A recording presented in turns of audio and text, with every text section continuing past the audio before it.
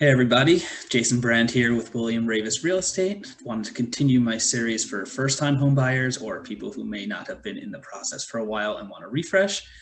Today I'm lucky enough to have Francine Silberman with me. She is a mortgage banker, also with William Raveis on the mortgage side, and wanted to bring her on to shed some of her expertise on the process. Francine, Oh, nice to see you. nice to see you too. So we're going to talk about something that a lot of people try to address. Many people want to jump into the market with rates being historically low and become a property owner, whether they want to own their own home to live in or if they want to buy an investment acquisition. So people always ask, well, how do you advise? What kind of things do you suggest that they do? And I think it's something that we've talked about in other conversations that we've had is it's very specific to the individual. It's also very specific to the market in which they're buying. So I like to refer to it as the advice guide is proper prior planning prevents poor performance. And I learned that way back in my first job out of school. I had an administrative boss that was very meticulous. And it's true, it applies to everything. It doesn't just apply to financing real estate. So things that we look at, they're almost like four E's, the letter E. And the first thing that's most important is for a person to really examine their credit profile. And you can get your credit a number of ways.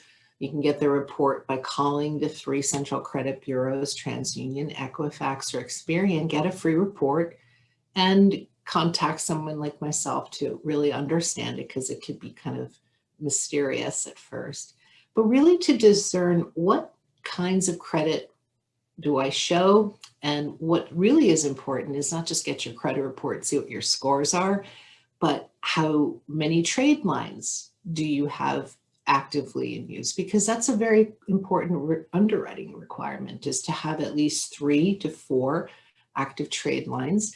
They usually want to see in underwriting, we want to know that someone has active use for at least 12 months to show a payment history.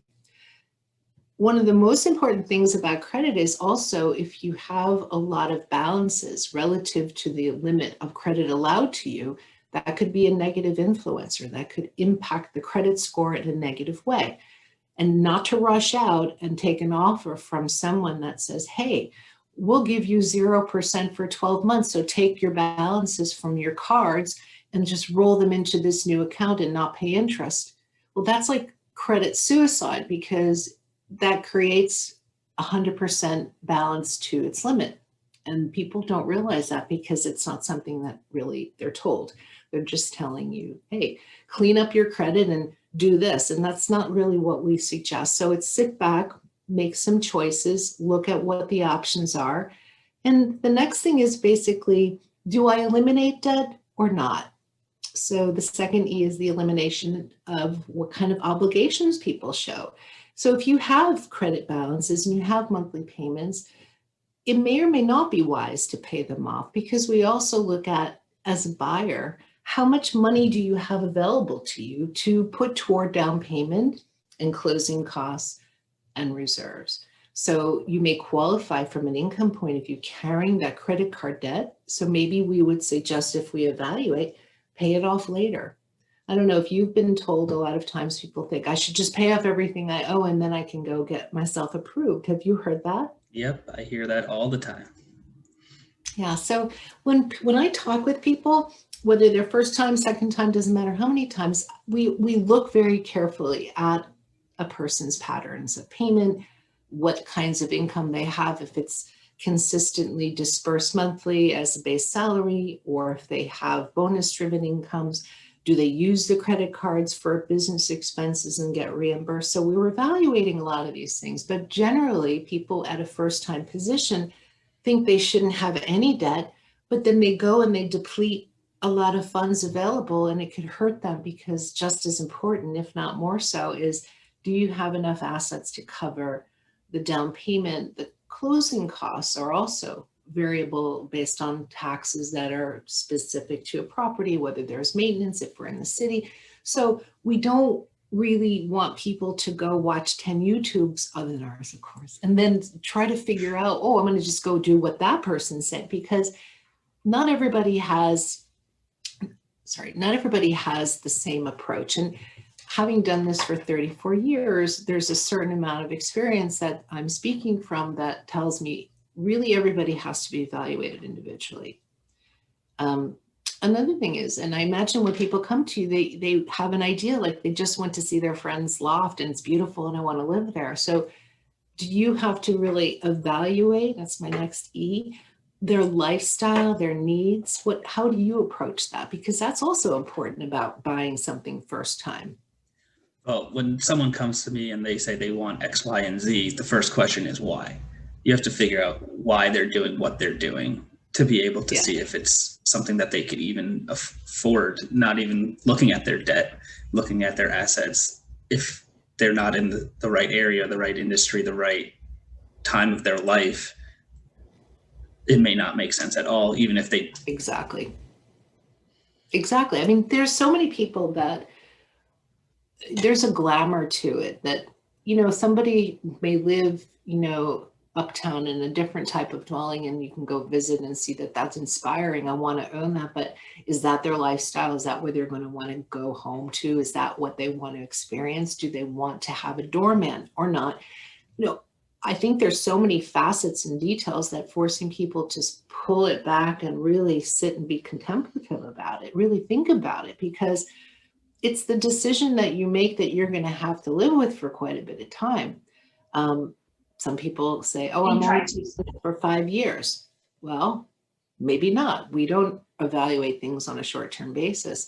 When I counsel people, I like to tell them that you want to make this decision based on having this for a very long time and not using exit strategies that may not be available. Always look at the worst case scenario. What if I have to own this for the rest of my life? Not that that's so dramatic, but it really then changes the orientation. It shapes really what they want to accomplish, makes it a little bit more critical. And sometimes critical thinking combined with enthusiasm is a healthy blend. So that's where it comes to the next E, which is exploring the options. So somebody may say, like, I want this. I only want to live in this. I only want to live here in this. Well, that may not be what they end up after spending time with you exploring property options. They may go downtown and go, oh, I can't believe it. I never thought I want that. And, you have to do that. I think that's part of the process. It's not just let's apply for a loan and put in a bid to get an offer and go to closing and here we have it. So most people who invest the time, go through the mechanics, understand the underwriting, it's very easy to get a person involved, engaged in conversation, at least with me, for me to basically in a short 45 minutes, seriously evaluate that they will or will not get approved. And preparing them for once they come to all those conclusions and they know they want to buy a triangle and they want to live in a square, then we know that I can get that done based on having detailed analysis. And through that process, when we have that kind of a conversation in the beginning, they're confident. They know what's going to happen. They know what to expect.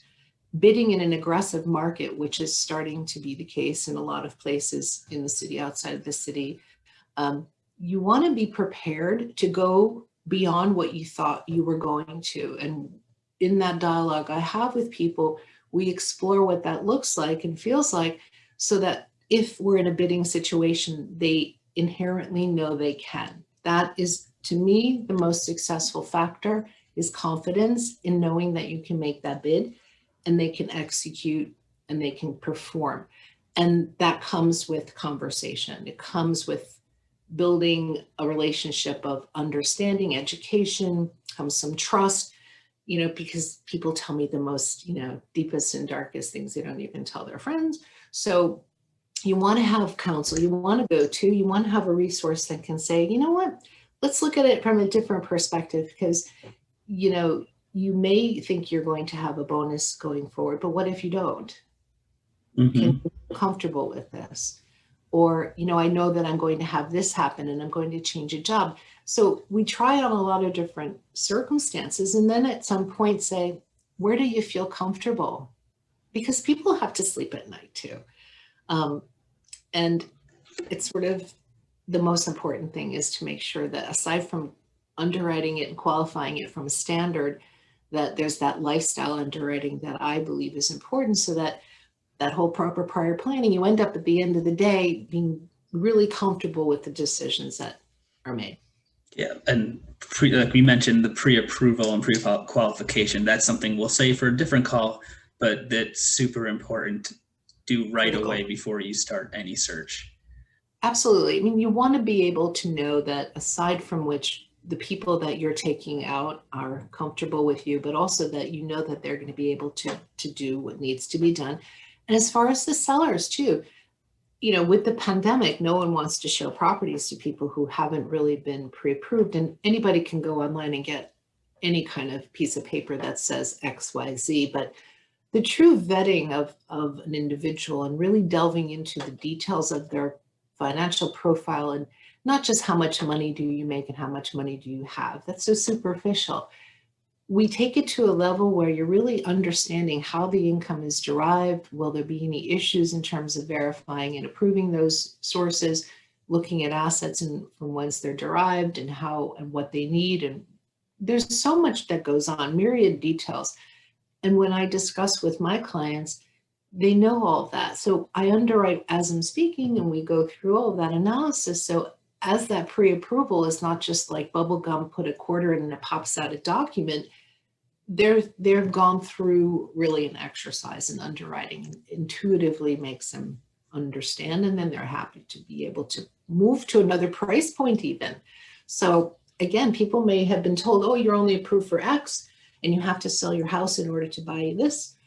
And often that's not the case. So, you know, it's good to explore options and possibilities. And I think the proper prior planning, it actually gets you to a fifth E, which is expectations. And once you have your expectations set correctly, the whole process is a lot smoother and a lot easier and a lot less stressful for both you and for me, hopefully the agent you're using. Absolutely. Well said. Absolutely. You know what? It's funny, when I think about the E's, I forgot the expectation. That's the most important one. Well, yeah, absolutely. Well, Francine, thank you so much for taking a couple minutes. We'll do this again, for sure. Hopefully speak sooner than the next video, but until then. Well, we have a lot to talk about. There's lots happening. We do. And for everyone watching, thank you for joining us. Yeah, thanks everyone. See you again in the next video.